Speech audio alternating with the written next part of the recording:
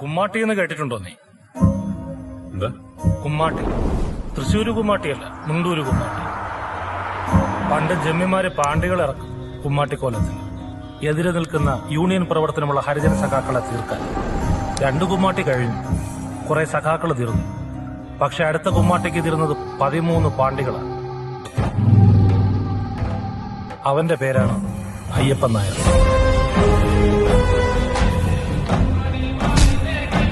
പിന്നീട് കുണ്ടൂര് മാടൻ എന്നൊരു വിളിപ്പേര് കിട്ടി. യൂണിഫോമിൽ കയറിയതുകൊണ്ട് അയാളൊന്ന് ഒതുങ്ങി, മയപ്പെട്ടു. ആ യൂണിഫോമാണ് നീ ഇങ്ങനെ നഷ്ടപ്പെടുത്തിയത്.